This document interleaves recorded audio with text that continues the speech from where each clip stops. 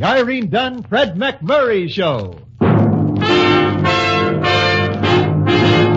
Starring Irene Dunn as Susan and Fred McMurray as George.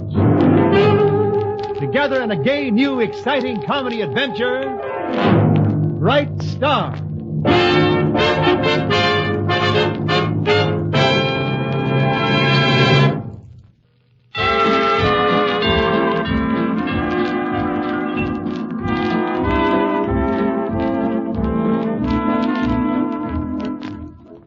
The Irene Dunn, Fred McMurray Show, starring Irene Dunn as Susan Armstrong, owner and editor of the Hillsdale Morning Star, and Fred McMurray as George Harvey, Susan's ace reporter. Right now, this looks like Susan hurrying along the main street of Hillsdale, followed by a tall stack of bundles. The stack of bundles is complaining.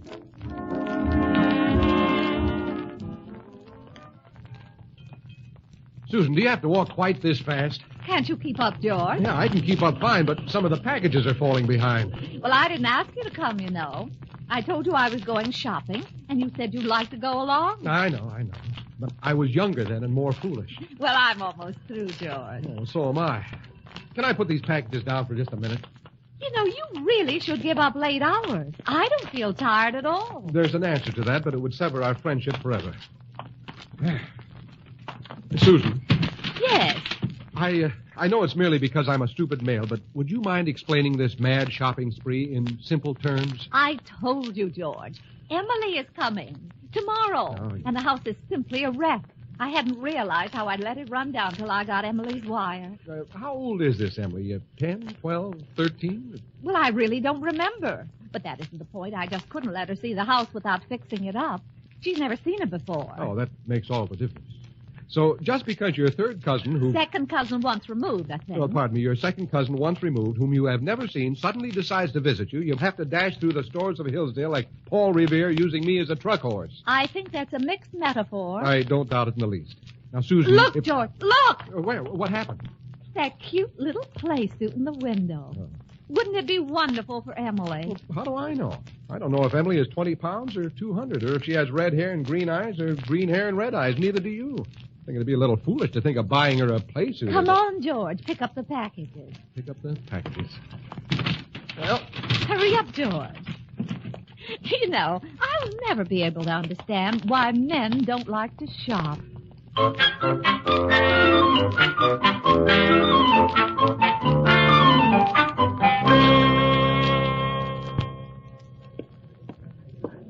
May I help you? That cute little play suit in the window, the blue. Certainly, madam.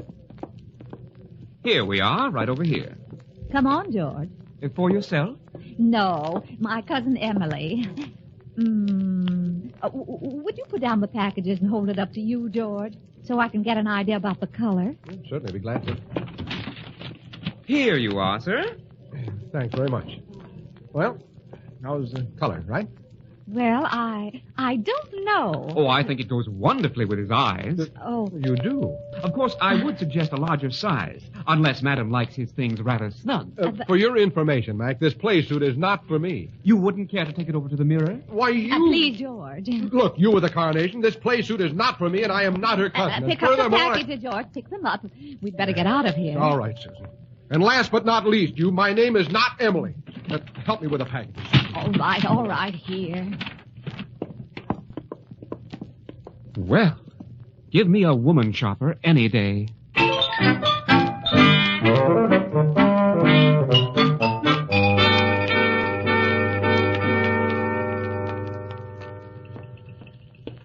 Got anything for the composing room, Mr. Harvey? Business is at a complete standstill today, Sammy. Emily is coming to town. Who's Emily? A young thing of indeterminate summers. Coming to visit Miss Armstrong, apparently a long-lost cousin. How old is she? Well, estimates range from 10 to 14. Couldn't you range just a little less?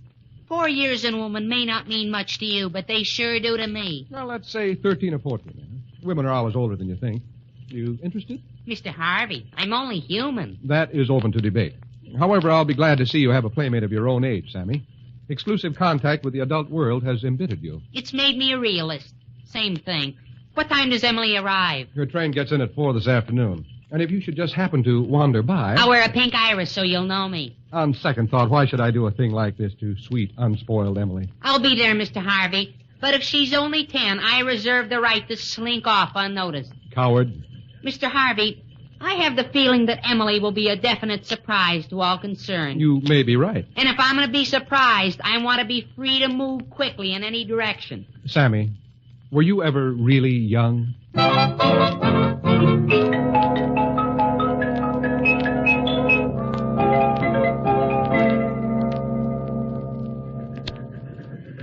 here it is, George. Isn't it exciting? A cousin I've never seen before. What made her decide to come and see you, Susan? Well, I always say that on my Christmas cards to my relatives. Come and see me. Well, that's a dangerous practice. Oh, don't be cynical, George. I just wish I could remember if Emily is 10 or 14. Well, we'll soon find out. Do you see her, George?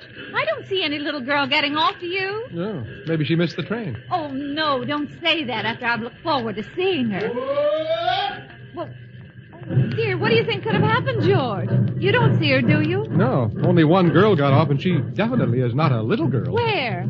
Oh, yes, I see what you mean. Yeah, why don't you have cousins like that, Susan? Well, I wonder where she could have gotten... George, that girl who just got off, that couldn't be little Emily. 10 years old, huh? Well, they're doing some wonderful things with vitamins these days. Oh, I just know you're Cousin Susan. I'd know you anywhere. Mother has a picture. I know you just think I'm terrible landing in on you like this, but I just didn't know what else to do. You understand, don't you? I just thought you'd be You are Emily. You thought I'd be younger. Nobody, just nobody accepts the fact that I've grown up. Nobody. I think I accept it. Oh, Emily, this is George Harvey, a reporter on the paper. Well, it's awfully nice to know you, Mr. Harvey. Isn't it? I mean, it's awfully nice to know you. Stop wagging your tail, George. Your parents, they're well, Emily? Oh, perfectly. Oh, but you mustn't write or phone them because he might be watching the house or tapping the wires or something. He? Who? Earl Santee. He's a gangster. He's a very successful gangster and so handsome. He's even been on television. You mean you're a witness to something this gangster did? How awful. Oh, I just wish it was that simple. Really, I do. Then it would be just a sudden flame spurting out of the darkness. Perhaps my life flashing before my eyes for the final time. And then it would be over. That sounds pretty complicated to me. Oh, it's much worse. Much. Worse? Well, it was just that at first he seemed glamorous. His convertible and being on television. And I only saw him a couple of times, and I never dreamed that he... Well, you know, chemistry. Chemistry? Well, suddenly he just ignited. I didn't do a thing. You're sure you didn't strike a match? Oh, he was like one gone mad. Swore that if he couldn't have me, no one else would. And made all kinds of threats, and I was simply terrified, and well, here I am. Oh, it must be wonderful to have someone strong and capable to turn to like Mr. Harvey. Emily, I want you to know that you can count on me. Well, that solves everything. Did you get here yet, Mr. Harvey? I got held up at the office and This is Emily? Sammy. Just what I always wanted. A playmate my own age. Sammy, step aside with me, will you, please? We are faced with a complex problem here, Sammy, to which you are not the answer. There's no time for play? Just continue to warm up on the sidelines about 4 or 5 years. I gotta wait 4 or 5 years? You know, I think it's worth it.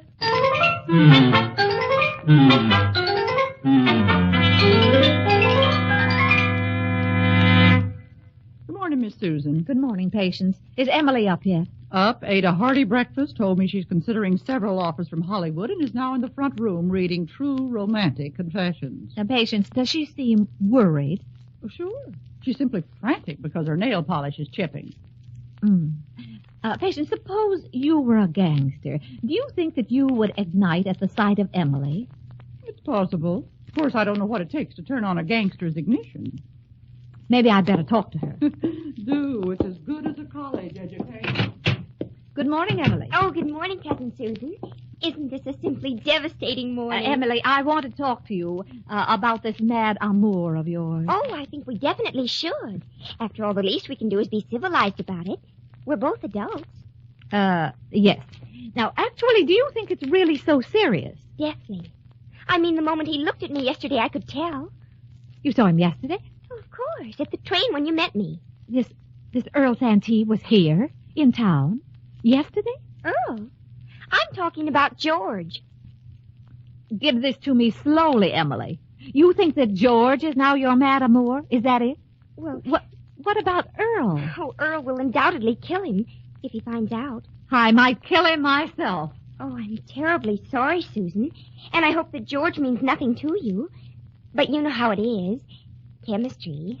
I majored in journalism myself. Oh, it was just a case of one look and he ignited. Uh-huh. Susan, where are you going? I'll see you later, Emily. I'm not going to fiddle around while George burns.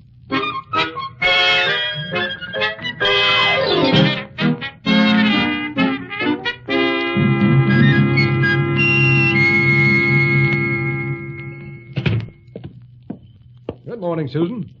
Well, how's little cousin Emily this morning? Smoldering at home. She's quite a girl, Emily, quite a girl. I don't know when I've seen anyone who was so loaded with Yes? Yes, sir, quite a girl. George, she had an idea that something electric flashed between you two yesterday at the station. Me and Emily? Uh-huh. Why, that's utterly absurd. It's ridiculous. I hope I'm convincing you. You are, only because I know you're not that fast a worker. You know the trouble with her, Susan? She's just in the romantic stage, that's all. And this story of hers about the gangster, it most likely isn't true at all. You really think so? Of course, she's living in a romantic daydream. Well, I rather think so myself, but Susan, there's only one way to bring her out of it. Psychology.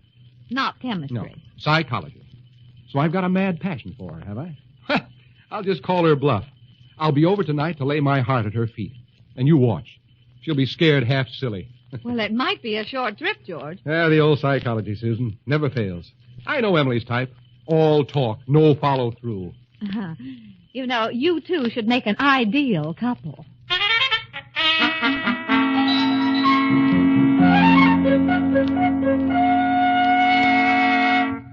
Well, where's Emily, Susan? In the other room, ready and waiting. Want me to stand by with the fire extinguisher? Don't be silly. The old psychology, Susan. This won't take more than a minute. Neither just going over Niagara Falls in a barrel. Well, good luck, Valentina.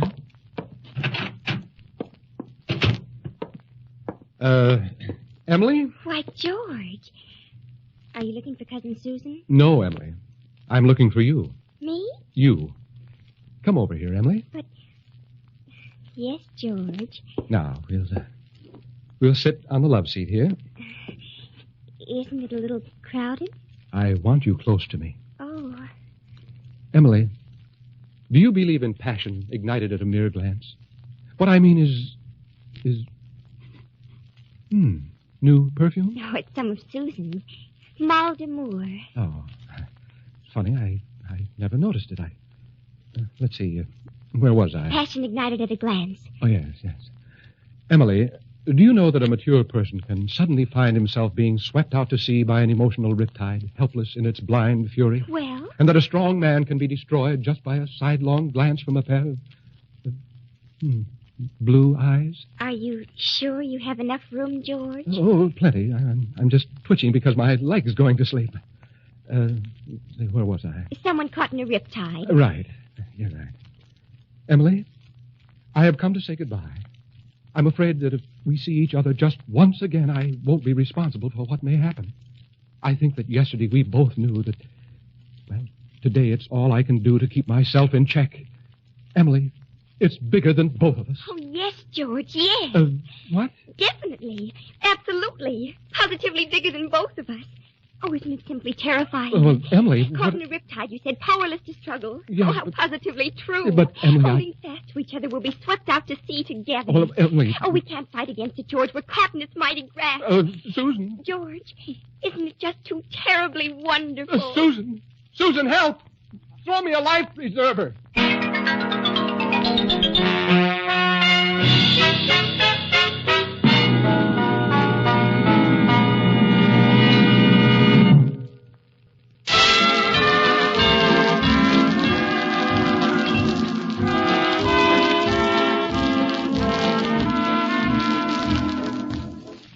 Now back to our two stars, Irene Dunn and Fred McMurray, and the second act of our story. Fred, that is George, came a cropper in applying psychology to Irene's or Susan's romantic cousin. But if you think our hero is discouraged, you just don't know George.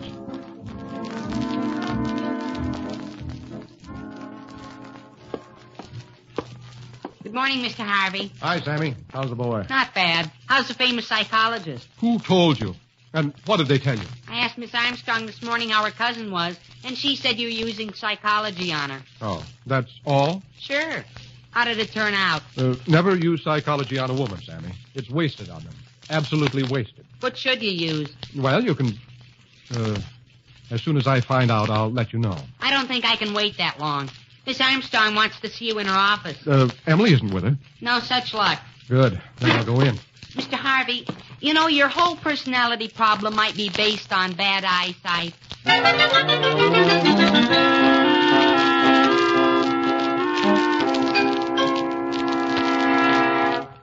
So, actually, Susan, I had the situation well in hand all the time, and if you hadn't interrupted when you did, Interrupted? If you hadn't yelled for help, you'd have been lost at sea. Susan, how old do you think that girl actually is? She says she's 18. Almost. Girls weren't like that when I was 18. George, I don't believe a word of that story about the gangster. That Earl Santee being madly in love with her. You mean you're coming around to my theory? I'm coming around in spite of your theory. I wired Emily's mother this morning and told her that Emily was here, a fugitive from a lovelorn gangster. Purely a figment of the girl's imagination. Romantic hallucination, common at that age. Well, she probably doesn't even know this Santee. Undoubtedly. But she's built up in her own mind this adventure story of his being wildly in love with her, pursuing her from town to town, which is all... Miss Armstrong, we just got a call from police headquarters. Please, Sammy. As I was saying, Susan, this is undoubtedly all a... Earl Santee is in town. Sammy, I am talking. It's undoubtedly a figment of her imagination. She... What did you say, Sammy? He said the figment just got into town. Earl Santee? The cops got a tip that he's gunning for someone. Oh, no. Are you sure, Sammy? Sure, he just registered an hour ago at the General Grant Hotel. George, we've got to do something. Well, if he's gunning for someone, why don't the police pick him up? Oh, you know the cops. They say they gotta wait till he commits a crime. George. Now, don't worry, Susan. You'd better go home to Emily and keep her in the house, and I'll go and see this Santee. But he might kill you. Why? I didn't throw him over. George, do be careful. All right. I'll be all right. And, Susan, Emily will be as safe as if she were in her own home. With Emily, I guess that's not saying much.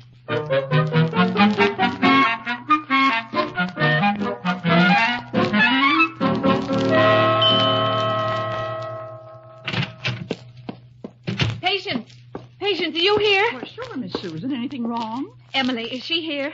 Is she all right? Up in the guest room. I just came from there. Oh, thank goodness. Oh, the wire just came for you, Miss Susan. Here it is. Oh, good. Oh.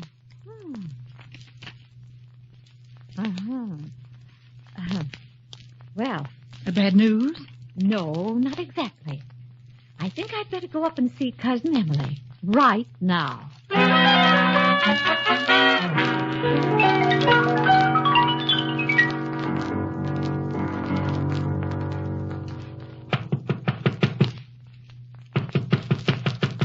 in. Why, Susan, I thought you were at the paper. I came home to protect you. Emily, Earl Santee's in town, gunning for you. Earl Santee? Oh, but he simply couldn't be. I mean... You shouldn't have ignited him with a careless glance, Emily. But Is that a telegram? From Mother? It is. Maybe I'd better read it to you. Last year, Clark Gable wanted to drag Emily off with him to Hollywood. Year before, Ali Khan beseeched her to fly with him to India, all according to Emily. She has never met Earl Santee. Please send her home at once. Incidentally, she is 16, not 18. Well, Emily? I'm practically 17. Do you realize that because of your fantasies, somebody might get hurt? George Harvey went down to call on this Earl Santee about you, and I just hope he doesn't say the wrong thing. But I didn't mean to do any harm, Cousin Susan, honestly. It was just that I didn't have any boy of my own age to go around with, and I simply couldn't admit it. So I always did want to meet you. Flattery will get you nowhere. Oh, but All right, Emily. You stay here, and I'll go after George. Oh, if anything's happened to him, I'll just die. I mean, considering the way he feels about me and all. Emily. Am I doing it again? Oh, I'm sorry. But hurry, please.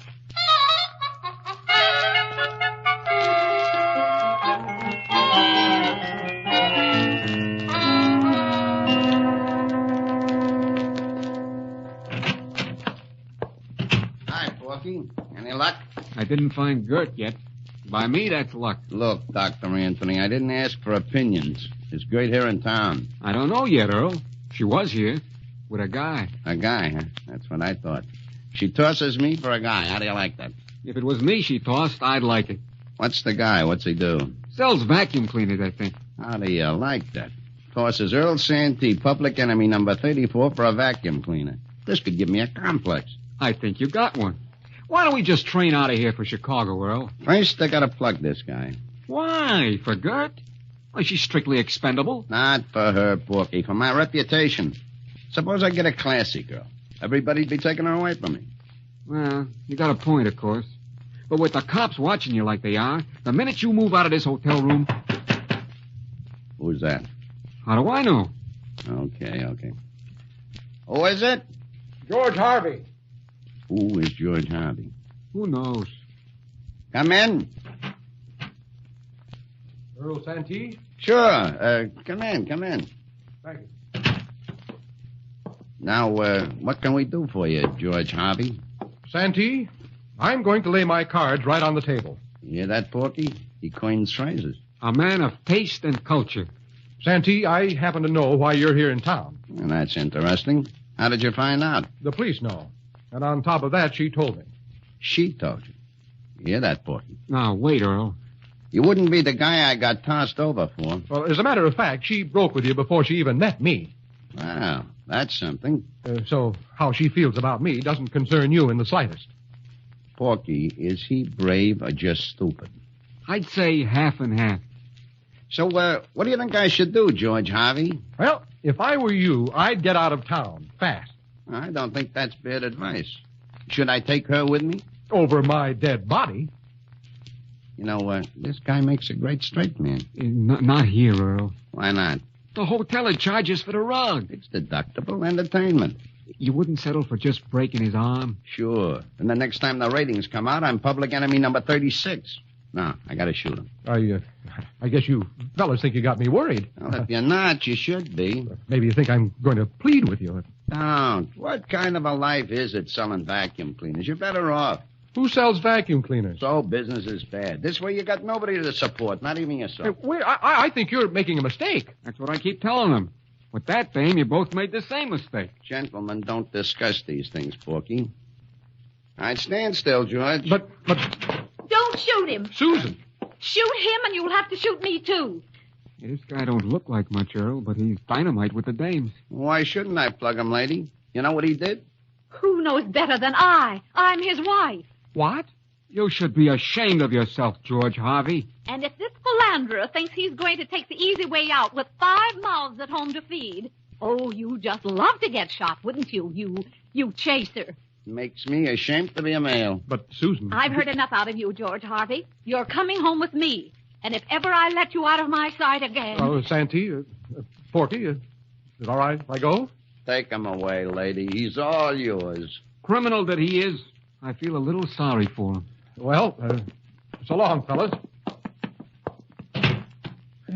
Susan. I was listening at the door, George. It was the best way I could think of to get you out. You know, they must have been talking about some other girl. No. But I guess if you tried to explain that to them... Yes, it would have been difficult. Yeah. Was it so awful, George, being married? Just for a minute? Awful? No, not at all. Just so long as I knew it wasn't permanent. What I mean is I should have let him shoot you.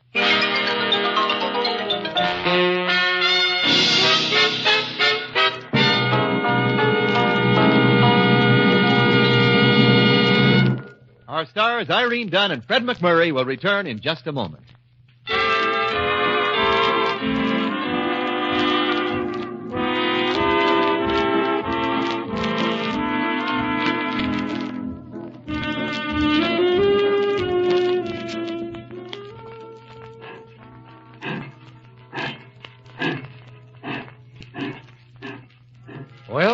There goes Emily.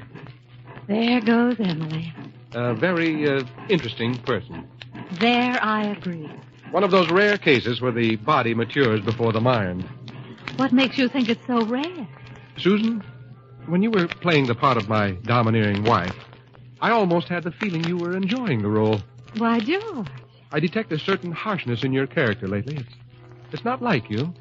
You know I'm your humble slave, George. Oh? Well, kiss me, slave. There. Convinced that I'm soft and feminine? I was convinced all along. I'm not quite as stupid as I look. Sometimes, George, you surprise me.